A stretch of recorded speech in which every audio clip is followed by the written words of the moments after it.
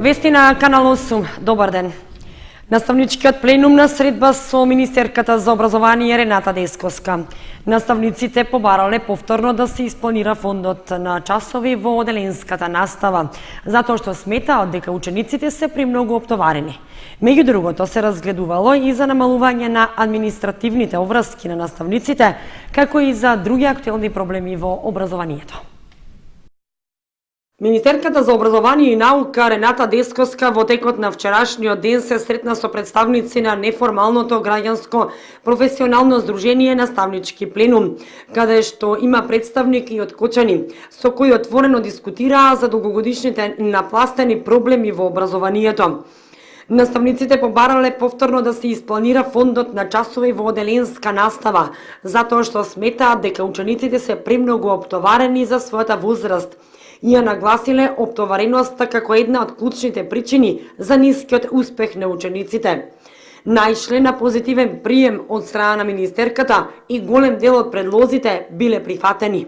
Најпрво баравме да се коригира и бројот на ученици во паралелка, значи да има соодветен број на ученици во паралелките помал, потоа за да може да се посвети поголемо внимание на учениците, потоа исто така од страна на одделенските наставници, значи оние кои што работат со ученици од прво до петто одделение, беше изнесено барање да се намали вкупниот фонд на часови со намалување на фондот на часови определени предмети, затоа што кај учениците од таа возраст значи е преоптоварувачки да имаат по 27-28 часа седмично, што се одразува на крајот на краиштата и на нивното здравје, бидејќи забележено е при систематските прегледи голем број на деформитети, значи дека покажуваат токму на таа возраст, значи најголем е процентот според официјални извештаи, дека исто така влијае и на успехот секако.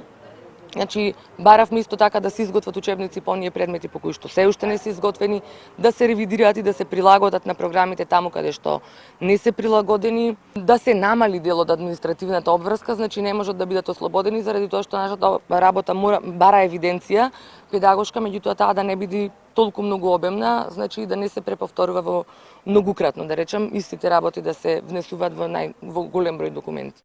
Министерката најавила дека ќе преземе чекори во насока на ослободување на наставниците од административниот товар, за да можат наставниците повеќе време да посветат на наставните содржини, планови и програми, а во насока на подигнување на квалитетот на образованието. Министерката Десковска најавила повеќе реформи во основното, средното и високото образование и потенцирала дека секоја реформа ќе се прави со учество на засегнатите страни во образованието, односно дека во процесот на носење политики мора да бидат вклучени оние кои лично ги чувствуваат проблемите, практичарите. Вкупните приходи на буџетот на општина Виница за вториот квартал од 2017 се остварени во износ од 120 милиони денари или 43,95% од вкупно планираните. Одржана 54-та седница на Советот на општина Виница. Вкупните приходи на буџетот на општина Виница за вториот квартал од 2017 година се остварени во износ од 121.447.645 денари или 43,95% од вкупно планираните. Приходите на основниот буџет се остварени во износ од 40.500.000 денари или 35,32% во однос на планираниот. Даночните приходи се остварени во износ од 19 милиони денари или 37,18%, а капиталните приходи се остварени во износ од 2.200.000 денари или 14,63%. Расходите на основниот буџет се остварени во износ од 38.260.000 денари или со 33,30%. Во последниот извештај кој го разгледуваа советниците, вкупните обврски на општината спрема добавувачите се во износ од 32.990.000 денари. Со подршка од 11 советници, Советот изгласа покренување на постапка за изготвување на урбанистички план во населено место за изградба на стопански комплекс Рибник со придружни објекти, побарање на Рила, Дуел, Лаки Виница, а трошоците пропорционално ќе ги сносат општина Виница и барателот. Последните извештаи од анализата на водата во населените места воглавно покажале солидни резултати со исклучок на водата во село Градец, во која е утврдено присуство на поголем број бактерии. Советот го поддржа и барањето на училиштето во Блатец за верификација на специјалната паралелка во училиштето, која работи од 1980 година, а во која учебната 2016-2017 година учат вкупно 8 ученици. На оваа седница беа разгледани и усвоени годишните извештаи од работата на училиштата.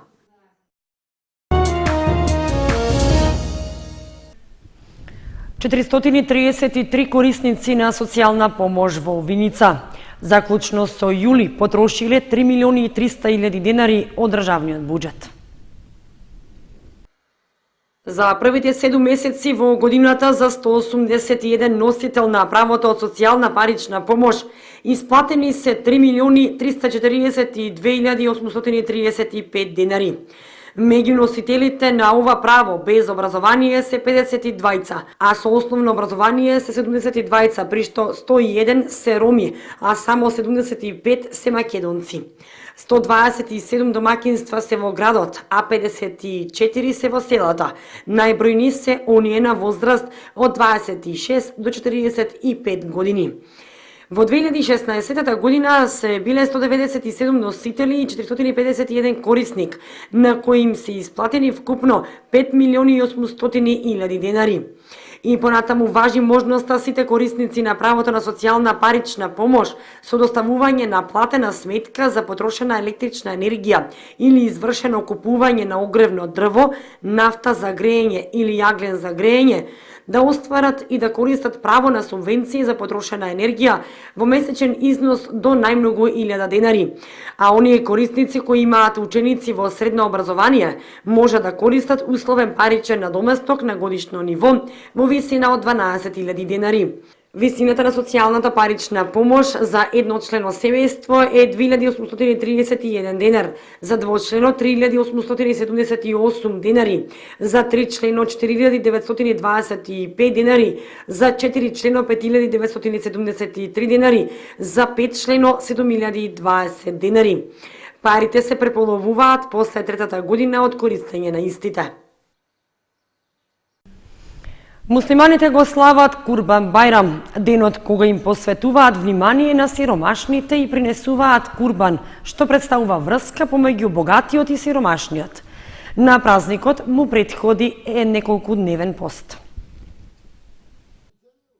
Курбан Бајрам значи доближување кон Аллах и со принесувањето курбан муслиманските верници се доближуваат кон Аллах, затоа што курбанот според нив е Божја обврска. Тука се зема социјалниот момент во преден план, затоа што курбанот представува врска помеѓу богатиот и сиромашниот, врска помеѓу муслиманот и христијанинот и помеѓу сите други различни структури. Тоа значи, ако богатиот може да приложи курбан, а сиромашниот не може, тогаш богатиот треба да му даде на сиромашниот за да се израдува и тој. Значи, моментот на радост на сите е сушност карактеристично за празникот. Во тие земји каде што се пренесува курбан владее мир, затоа што со принесувањето курбан се спречуваат меѓусебните расправи и кавги. И на куна ден пред празникот муслиманските верници се собираат на молитва, зашто претходно мора да се измијат на чешмата, што се наоѓа во дворот на џамијата, со цел да влезат чисти во неа. Празникот го дочекуваат со молитва на кој му претходи еднонеделен пост.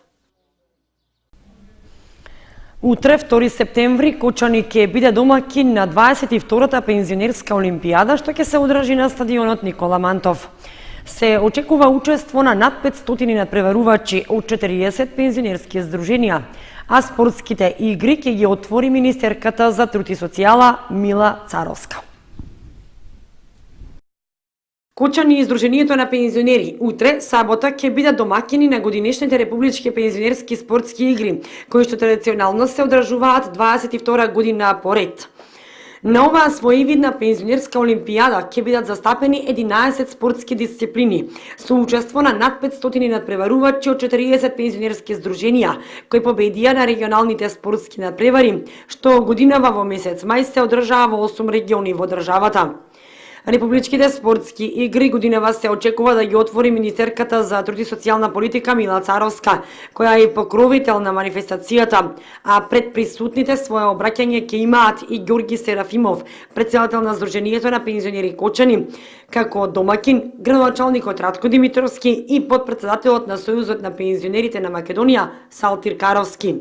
Сдруженијето на пензионерите на Кочани е едно од најактивните во нашата држава и тие заслужено го добија ова признание да бидат домакини една многу важна, значајна спортска манифестација во Македонија. Пензионерите оваа манифестација негуваат веќе 22 години. Уште повеќе што во Кочани има и добри услови за надпреварувачи и добри услови потоа најдобрите да се веселат и да ја слава својата победа.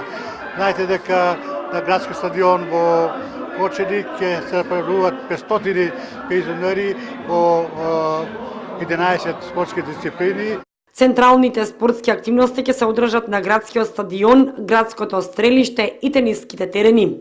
Манифестацијата започнува во 9 часот, а влезот е слободен.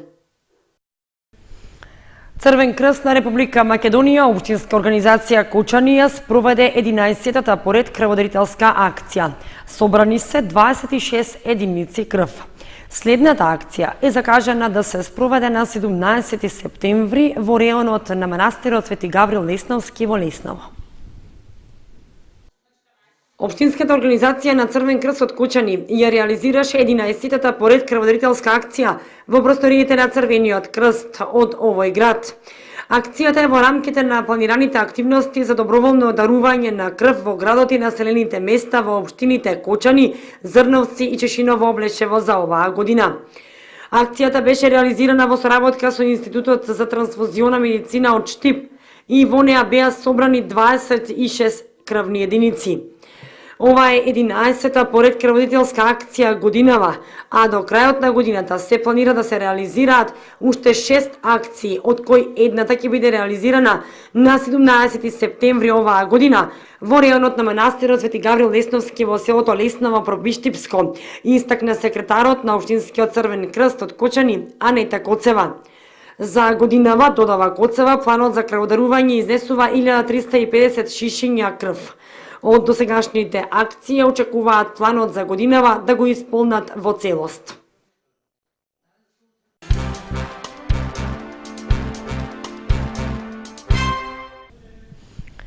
Центарот за култура Бели Мугри од Кочани со почетокот на новата учебна година започна и со упис на нови членови за проширување на знаењето на учениците од областа на културата, театарот, уметноста и слично. Наскоро ќе бидат објавени и потенцијалните добитници од апликантите за новиот културен бранд 2017. Националната установа Центар за култура Бели Мугри од Кочани ги известува сите ученици дека од почетокот на септември до средината ќе запишуваат нови членови во повеќе области од културата. Ќе искористам оваа прилика да најавам дека ќе почнеме и со нови уписи во Центарот за култура Бели Мугри на нови членови како од повеќе дејности, односно повеќе области во културата, во уметноста, од ликовната, музичката, драмската, театарската, така натам, литературната, така да повиците се отворени, наскоро ќе искочат и нови уписи, така да талентираните уметници ќе може да се пријавуваат. Димитрова додава дека наскоро ќе бидат објавени и потенцијалните добитници од апликантите за новиот културен бранд 2017.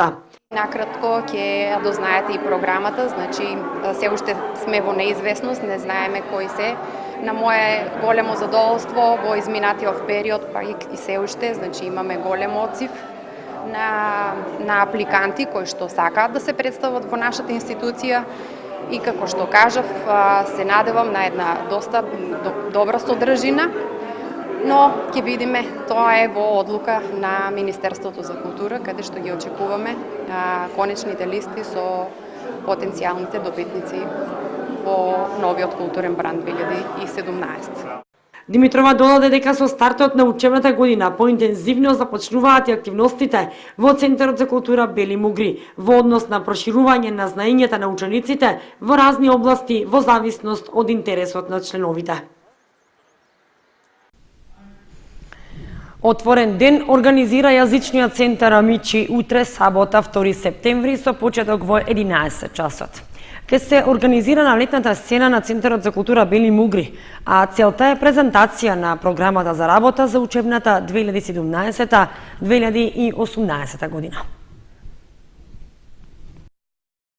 Утре 2 септември сабота од 11 до 20 часот јазичниот центар Амичи организира отворен ден за учениците и за сите граѓани на општина Кочани. На отворениот ден, кој што ќе се реализира на летната сцена на Центарот за култура Бели Мугри, ќе биде презентирана програмата за работа за учебната 2017-2018 година.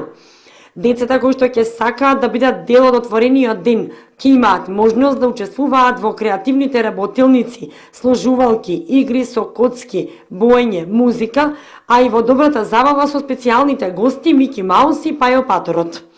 Јазичниот центар Амичи нуди курсеви со различен интензитет, динамика и времетраење на сите нивоа и за сите возрасти за изучување на странски јазици, англиски, германски, италијански, француски и шпански.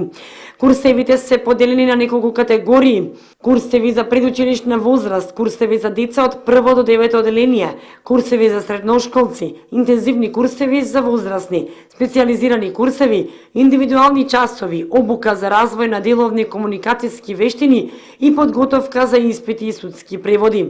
Од центарот рекоа дека се подготвени и ги очекуваат децата и учениците на заедничко дружење на отворениот ден пред летната сцена на Центарот за култура Бели Мугри.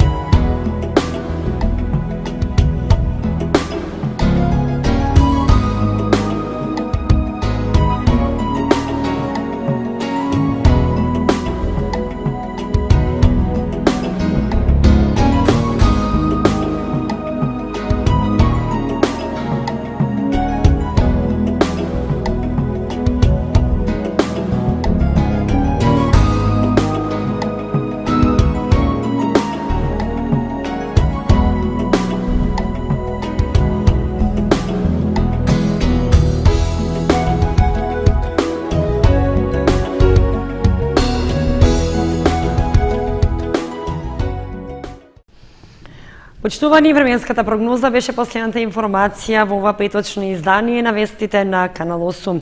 Ви благодариме што бевте со нас. Имајте пријатен викенд. Довидување.